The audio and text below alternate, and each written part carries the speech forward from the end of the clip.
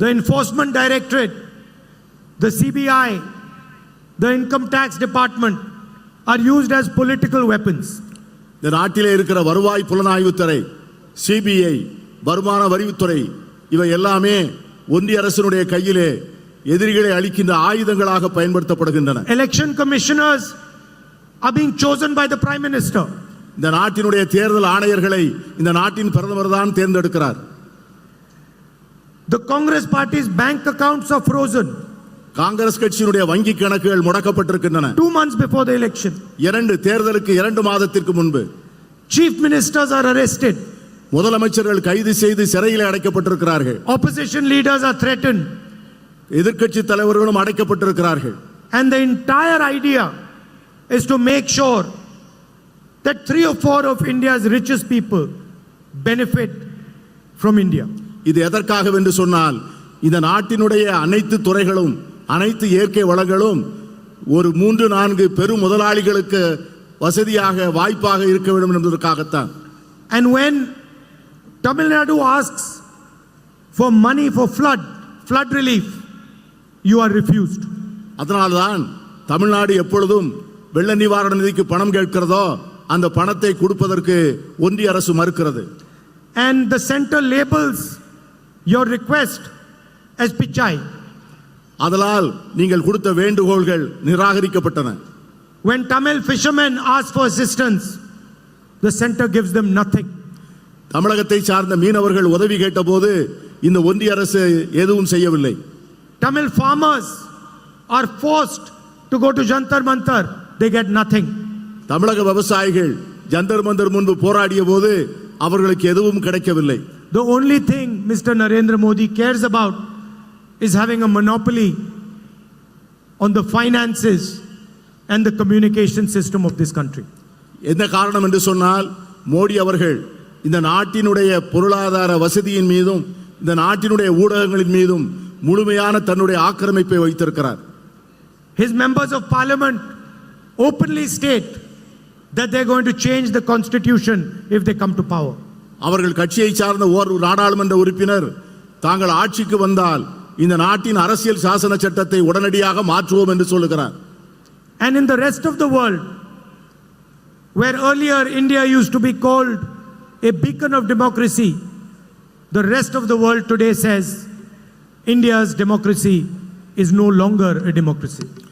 உலகமெல்லாம் ஒரு நாள் இந்தியாவை ஜனநாயகத்தின் தாய் என்று போற்றிய அந்த நாட்கள் போய் இந்தியாவை ஜனநாயகம் அழிந்து போகின்ற ஒரு நாடாக இன்று பார்க்கக்கூடிய சூழ்நிலை உருவாகி இருக்கிறது.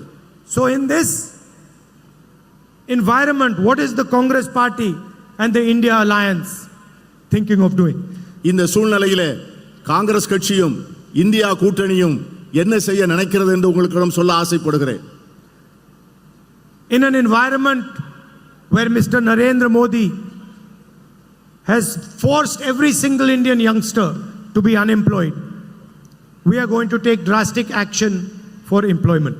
இந்தியாவினுடைய எல்லா இளைஞர்களையும் வேலையில்லா திண்டாட்டத்தின் சூழ்நிலையிலே மோடி அவர்கள் திணிக்கின்ற சூழ்நிலையில் அவர்களை பற்றி நினைத்து அவர்கள் எல்லோருக்கும் வேலை வாய்ப்பை உருவாக்கி கொடுக்க வேண்டும் என்று நாங்கள் மனமாற விரும்புகிறோம். There are 30 lakh jobs, 30 lakh government jobs which today are lying vacant. We will give these 30 lakh jobs to the young people of this country. இன்று ஒன்றிய அரசிடம் 30 லட்சம் பணியிடங்கள் வேலைகள் காலியாக இருக்கின்றன. நாங்கள் ஆட்சிக்கு வந்தவுடனே அந்த இடங்களை 30 லட்சம் இடங்களையும் உடனடியாக நிரப்புவோம். And that is just the starting point. The children of rich families, before they get a proper job, they do an apprenticeship. வேலை கிடைப்பதற்கு முன்பு அந்த இளைஞர்களுக்கு வேலை பயிற்சி வாய்ப்பை அளிக்கக்கூடிய ஒரு திட்டத்தை உருவாக்கி வைத்திருக்கிறோம். For 6 months or a year, they go to a private company and they work and they get paid for that work and they get trained. ஒரு 6 மாதம் அல்லது ஒரு வருடம் ஒரு தனியார் நிறுவனத்திலே அவர்கள் வேலை பார்த்து பயிற்சி பெற்று அதற்கு பிறகு அவர்களுக்கு நல்ல வேலை கிடைக்க நாங்கள் ஏற்பாடு செய்வோம். And so for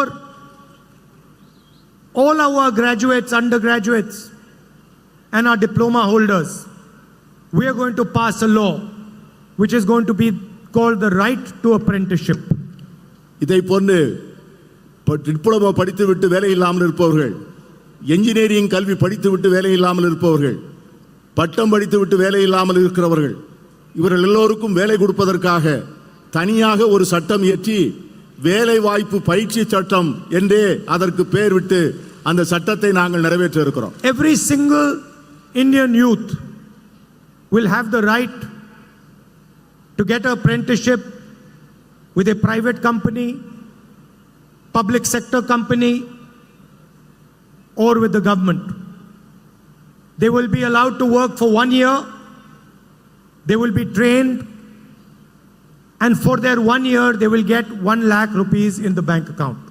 தகுதி பெற்ற ஒவ்வொரு இளைஞனும் இளம்பெண்ணும் இந்தியாவில் இருக்கின்ற தனியார் நிறுவனங்கள் அல்லது பொதுத்துறை நிறுவனங்கள் அல்லது அரசு நிறுவனங்களில் பணியாற்றக்கூடிய வாய்ப்பை உருவாக்கி கொடுத்து ஓராண்டுகள் அவர்களுக்கு பயிற்சி அளித்து அந்த ஓராண்டு பயிற்சி பெறுகின்ற காலத்திலே அவர்களுக்கு அரசு 1 லட்சம் ரூபாய் வழங்கும். And if they do well, then that job can become a permanent job. அவர்கள் அதிலே சிறப்பாக தேர்ச்சி பெறுவார்கள் என்று சொன்னால் அந்த வேலையிலேயே அவர்கள் பணி அமர்த்தப்படுவார்கள். This will allow millions of youngsters to have a work experience, will give them pay for 1 year, and will also allow them to be trained in their interest area. இதன் மூலம் லட்சக்கணக்கான இளைஞர்களுக்கு வேலைக்கான பயிற்சி பெறக்கூடிய வாய்ப்பு கிடைக்கும், வேலை பெறுவதற்கான வாய்ப்பு கிடைக்கும். அதன் மூலமாக அவர்கள் வாழ்க்கையிலே சம்பாதிப்பதற்கான வாய்ப்பும் ஏற்படுத்தி தரப்படும். செய்திகளை உடனுக்குடனும் துல்லியமாகவும் தெரிந்து கொள்ள சப்ஸ்கிரைப் பண்ணுங்க.